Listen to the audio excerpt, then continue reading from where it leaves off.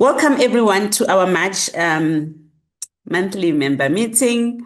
We now have 127 member organizations in 58 countries. Guys, we are growing steadily. It's beautiful to watch, and I'm grateful for all of you and the introductions that I hope you are making on the ground for member organizations that do work in CRC to join us. As usual, we will have Wordly for everyone to use that needs translation. Right. For our agenda, we'll have the usual internal updates, and then we'll have two polls before our speaker for today, and then we'll have another poll afterwards, and then there'll be our usual open forum where you can ask any questions, share any challenges, any comments, and share ideas for collaborations and global trends. And then we'll announce next month's featured speaker, and then we'll close. I know the timing is off for quite a number of people, but it's early morning for me. Nice timing for me, Abum and Masanolo So, and shame, Maka is struggling, but we're happy to have you with us, Maka, today. All right. For our internal updates, we know that we are in CRC Awareness Month, and there's still time for people to register for Blue Hat Bowtie Weekend and get your toolkit, any promotional material that you would need, and planning guide. A lot is happening internally. Andy is not with us. He's in Brazil with Oncogia, and Nicole is in Mexico with Futeha and Lynch Syndrome Awareness Day is on March the 22nd. We'll have CRC Health Equity Grant applications open from April the 1st. So really keep an eye for our video recognizing the 2025 grantees and projects that are happening.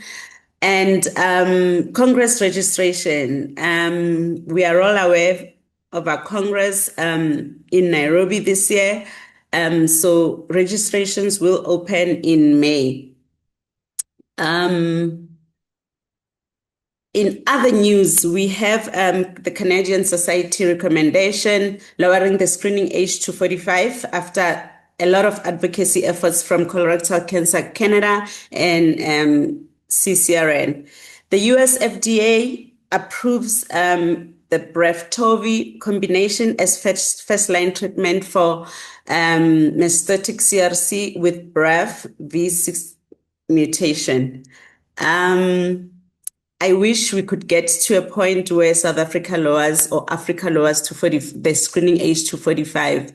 It's really good to see countries working and really getting approved to lower their age where we are still battling with a screening program in place. But we are growing as the CRC community, and we hope Africa will get there one day. I think we'll have our first poll.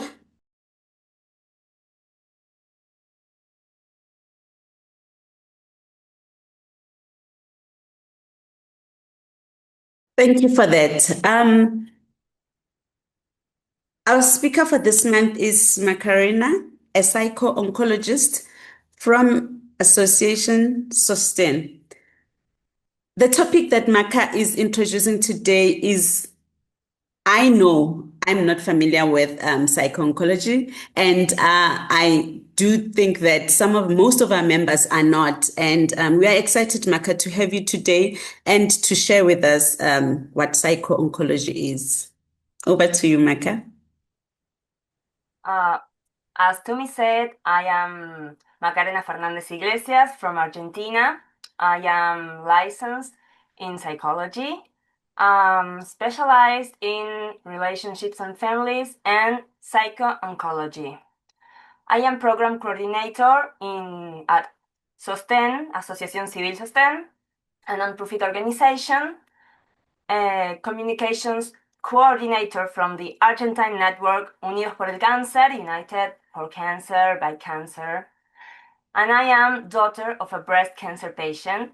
That's why I am here in this little world. Okay. I want to talk a little about SOSTEN. for you to understand, SUSTAIN is a civil association formed by a group of people committed to transforming the lives of cancer patients. We have 25 years, 26 this year, and we support people with cancer through their treatment, providing support, guidance, and advice. These are the 4 pillars: access, trainings, advocacy, and patients. In access, we try to management of product. Sorry for my English, I am a little nervous. We try the people easily. The trainings are for health personnel, nursing and psychology, and our community in our program, Protagonista en Salud, Protagonist in Health. Well, advocacy, we work with Argentinian Net, Unidos por el Cáncer, working groups with National Ministry of Health, provincial ministries, and drug banks. And this is the most important, the patients. We have guidance and access to treatments, talks, workshops, testimonials, nutritional and psychological assistance, and groups. Okay, today I will talk about importance of psycho-oncology. I was really looking forward to talk about this as its topic isn't discussed much. These meetings focus heavily on the physical aspects. We have a motto in psycho-oncology: we must address the urgent before the important. Mental health is important, but if the body isn't well, we can't take care of the mind. So all the previous discussions serve as an introduction to this topic.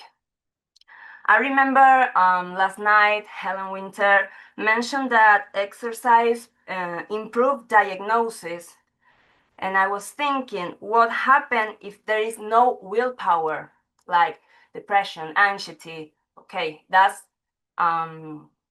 what we, the psycho-oncologists, work. What is psycho-oncology? It addresses psychological, behavioral, and social factors that may influence morbidity and mortality. It studies the emotional response of patients, family members, and caregivers throughout the different stages of the illness.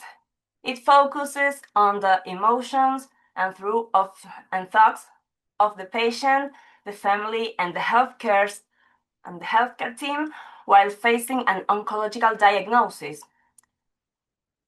I like to say, break the rules of the framing.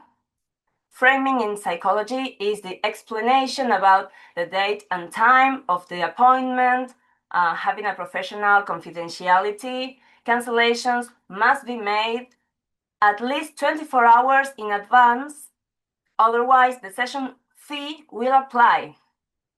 Like the rules of the therapy. What does breaking the rules and breaking the frame means? We understand that cancer patients have different schedules and adverse symptoms, so they may cancel at the last minute. That's why the rules are more flexible.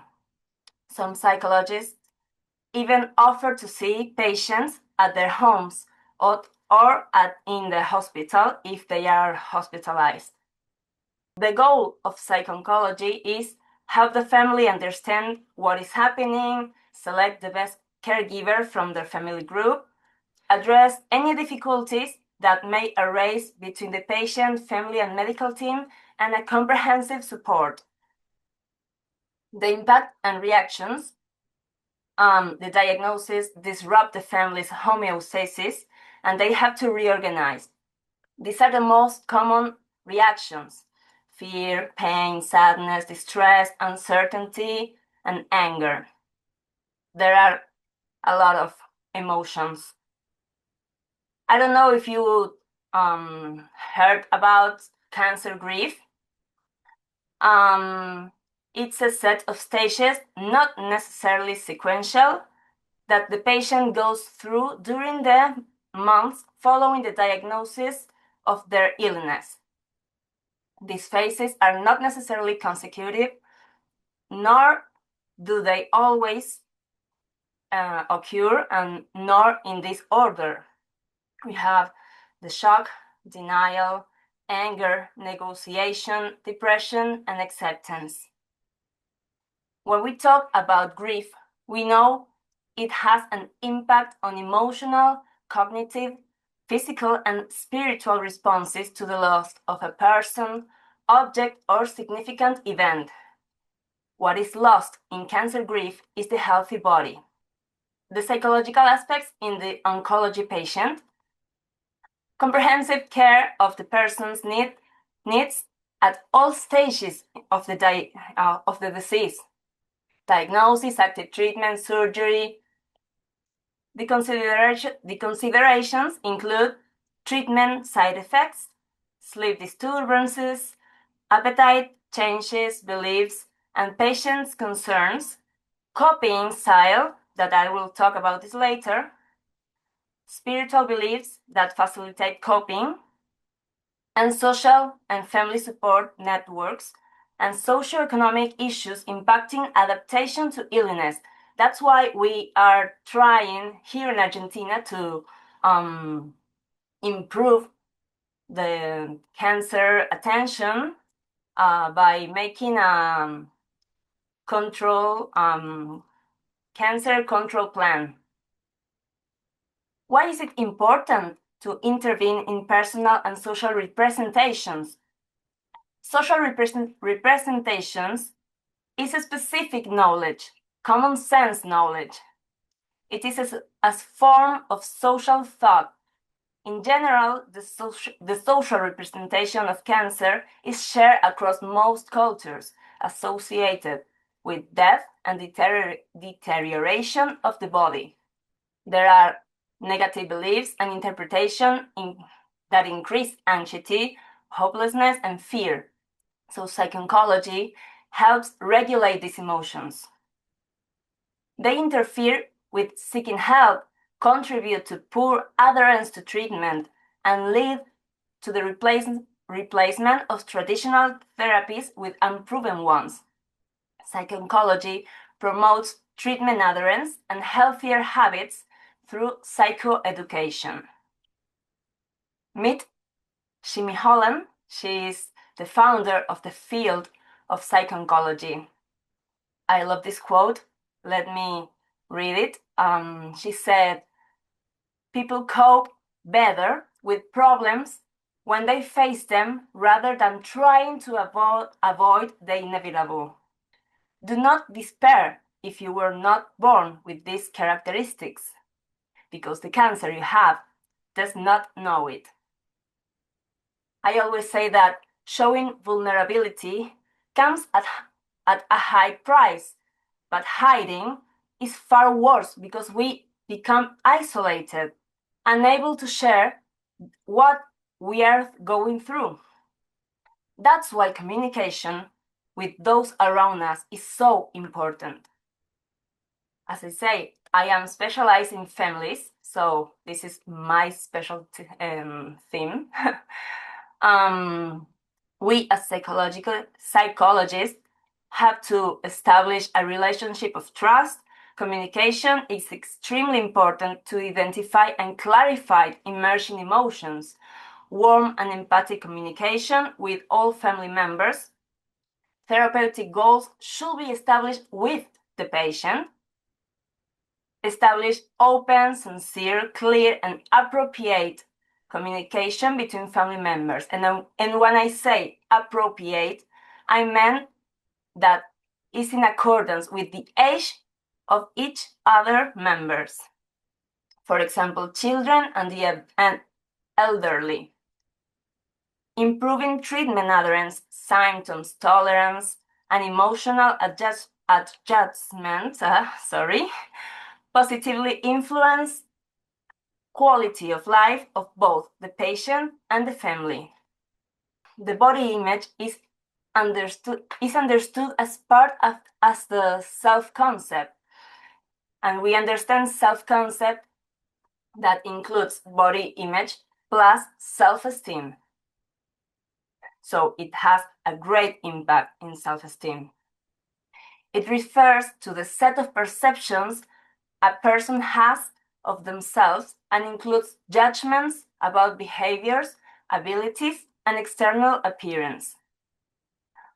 When a person is going through an illness, especially after treatments, their body image is altered, scary, ostomy, hair loss, weight loss, etc.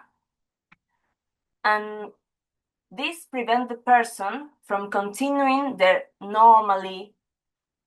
from living their life as before. Our work as psycho-oncologists become an active role, accompanying the patient so that they can accept this new body. These are some psychological interventions like educational, increase patient information on diagnosis, risk factors, treatment, prognosis. Psychoeducational, awareness of illness, addressing denial, decision-making skills. I had to explain to them that those emotions are normal, that process is normal. Psychotherapeutic, reduce emotional distress, and psychopharmacological, it's the psychiatric consultation that always is better if we combine it with psychotherapeutic. And there are some specific objectives.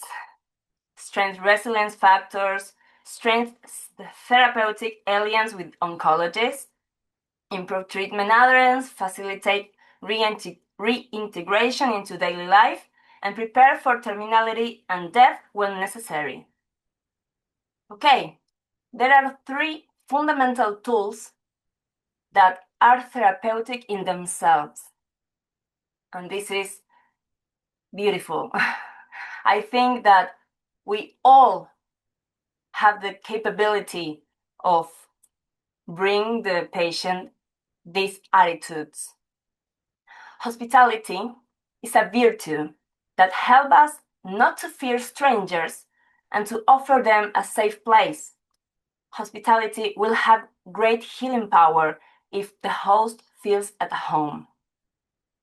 Presence is in itself a therapeutic fact. The attitude of presence implies serenity, confidence, and inner peace to understand the threat the patient feels on their own integrity, thus creating the safe space they require while maintaining empathy.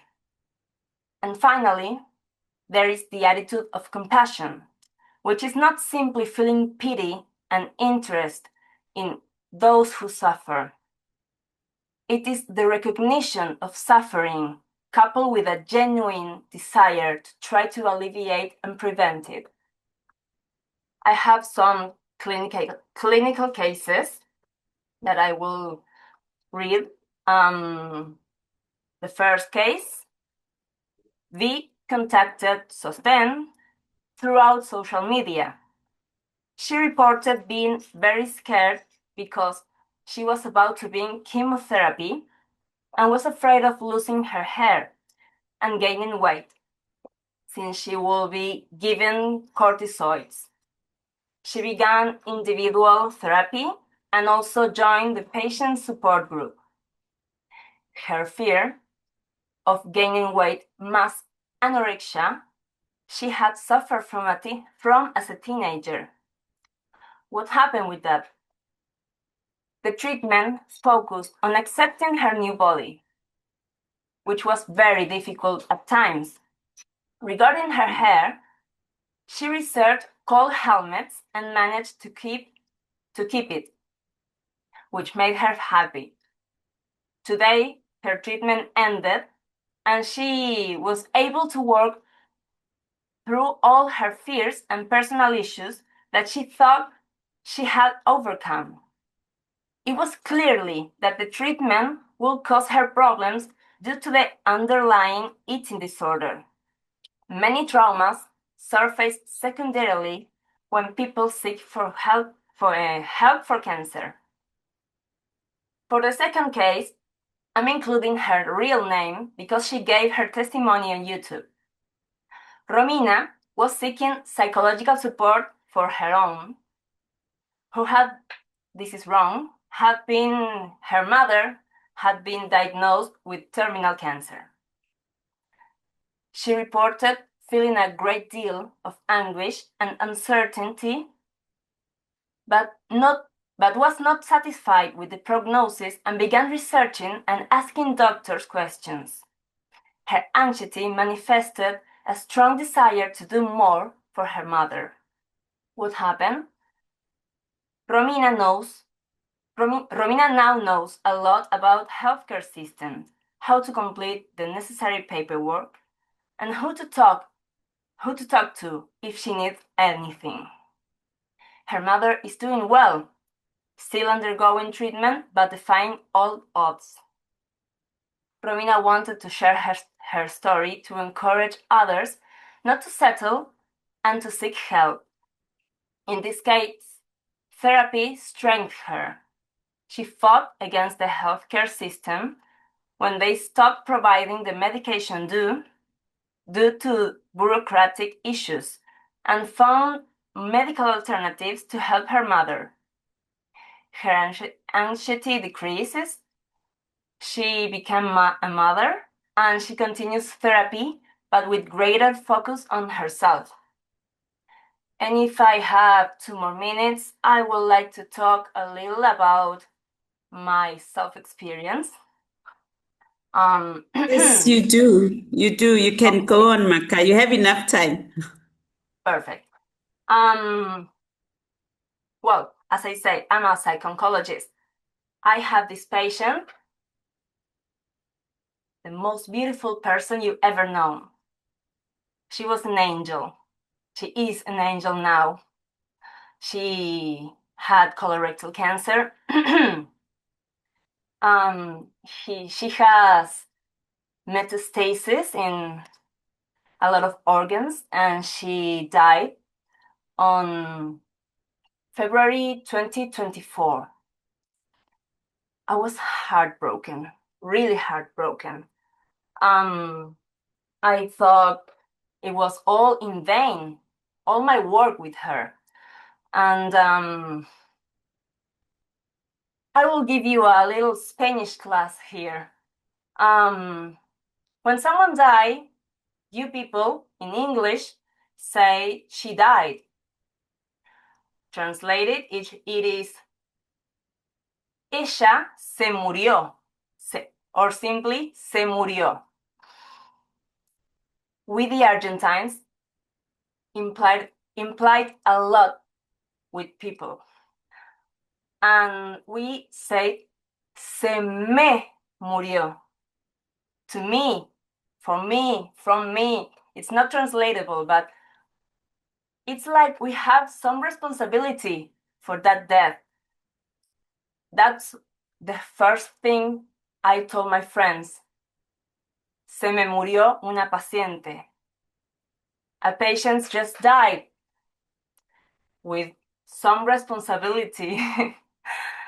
And I needed a lot of therapy.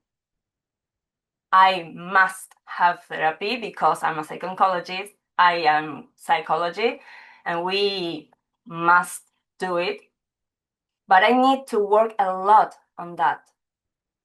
And with this, I want to encourage you to seek help, because we saw these cases every day. People dying, people complicated, and we need to deal with our emotions if we want to help them.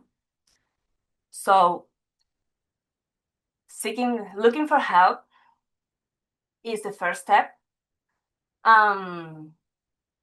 Training in the psychology field, looking for a psychologist in your own organizations, and of course, I will help any of you if you need. But it's important that every culture has their own psychologist because they understand the culture better. Well, I think it's all. Thank you so much for your attention. This is a theme that I love to talk. If there is any questions, you can make it writing to me for understand it better or not. Thank you so much, Maka, for sharing. We'll have two more polls before we can have any questions and comments.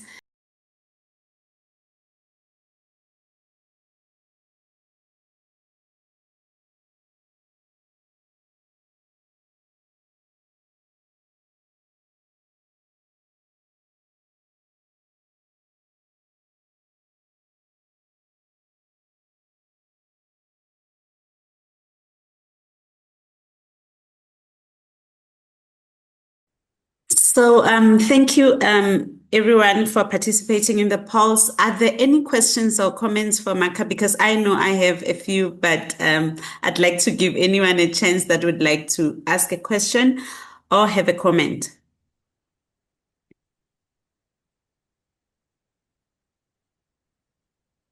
Okay. So let me ask Maka. So I know for me, I really wish that when my journey started, I had psychological support in this way. And I want to ask, how easy is it for your patients to seek psychological help or support? Are they just forthright coming to ask, or do you guys offer this for the patients? Yes, we offer it. We have our social media. We share it in stories, and people looking for us. But there are two more options. Referred. We have patients that are really fans of our works, our groups, and if they go to chemo, they publicitate us. That's awesome. But even though psycho-oncology, it's not very known in Argentina. I thought people know it better, but there isn't. So people Google it, not psycho-oncology. They Google NGO organizations because they have no idea that there is a specialization in this, and they found us or another organization and make the first contact. That's when we offer this service, and that's how they know that we have psycho-oncology, a specialized area for their troubles, for their problems. Yeah, well, I know that sometimes some patients are not really would refuse to get psychological support, maybe because of really where they are at that moment, but really I think it's needed, throughout the journey, because even in survivorship, we still need support because the face is now different from being in treatment, and yeah.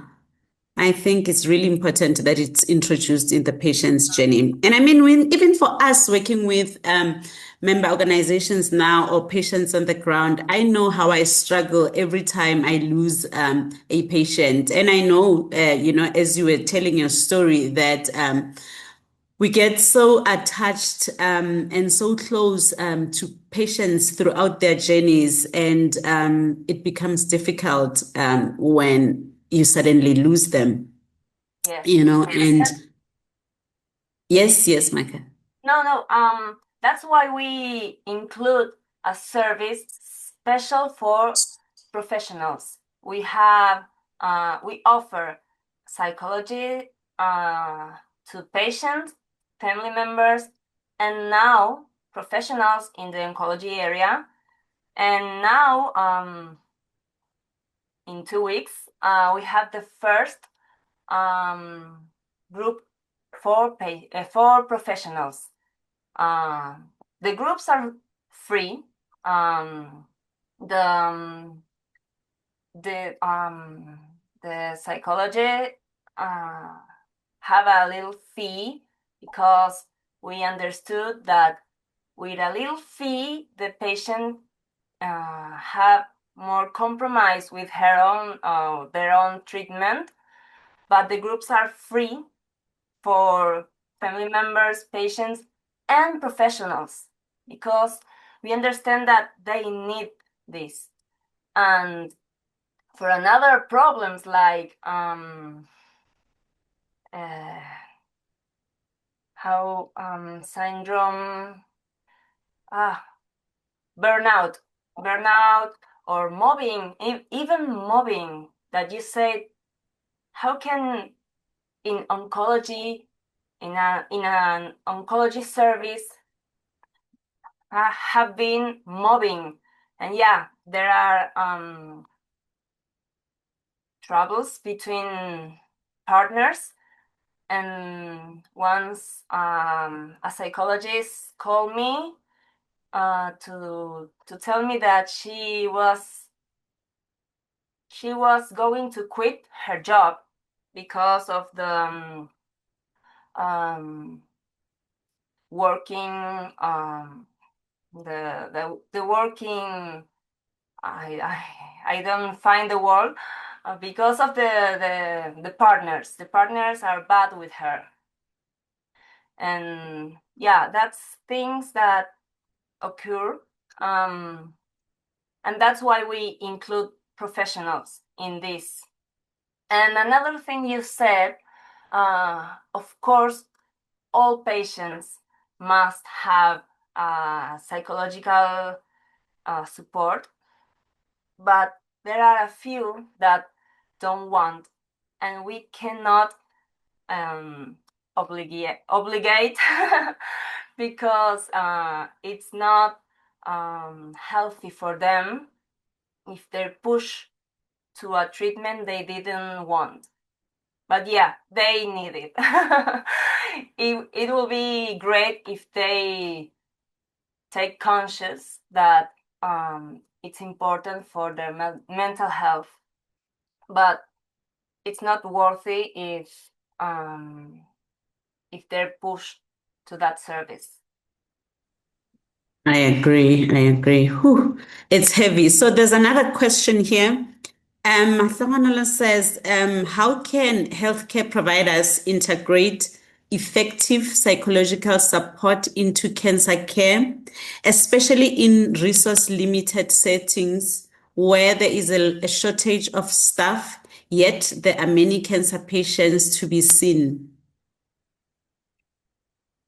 In another organizations, they have a 3 or 6 month program of free therapy. When I say therapy, I mean psychological therapy. Free therapy for 3 or 6 months, and then they include them on the groups. So that's an option. La plata de los laboratorios, ¿no? Yeah. You also can find find a laboratory or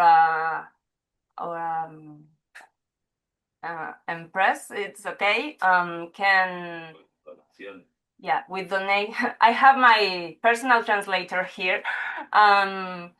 You can ask people to donate for people who can pay as a program and finance. It's okay. Finance that program with donations or laboratory financiation funding. Yeah, thank you.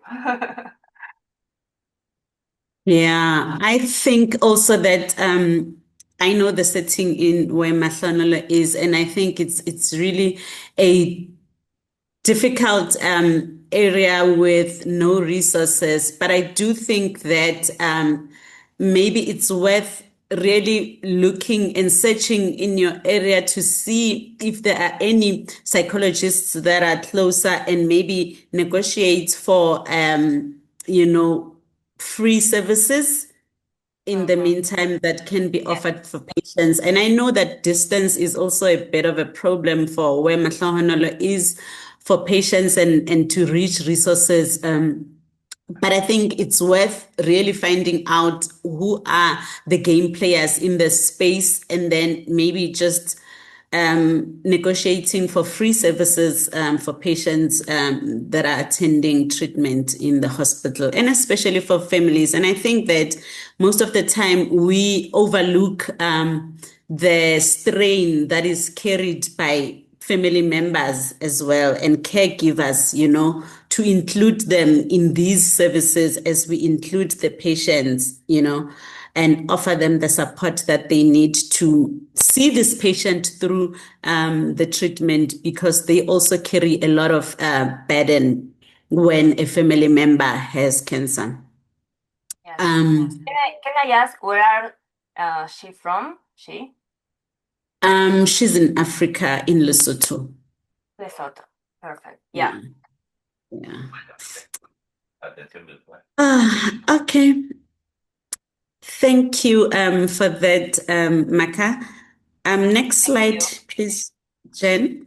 Are there any questions and comments from anyone?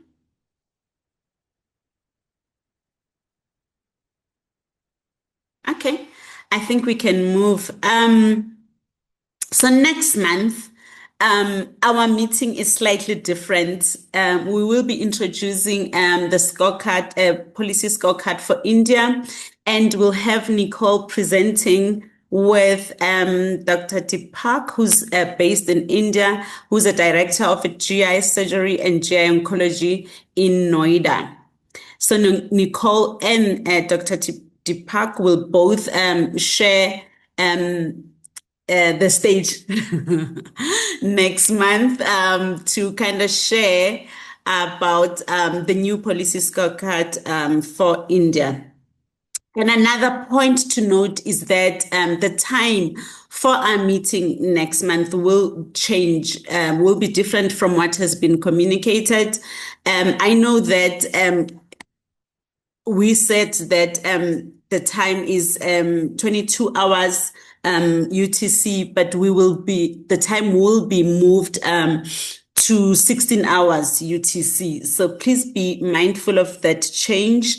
It will be an interesting session. So I would urge all of us to attend and just to note this time change so that there's no confusion. And I know that Jen will also, as she sends her reminders, remind you all of the time adjustment in next month's meeting. Is there any other comments or any questions around this before we close? If there's nothing else, we are at the end of our meeting. And before we close, I'd like to thank everyone for engaging with our CRC awareness content on social media this month. And thank you.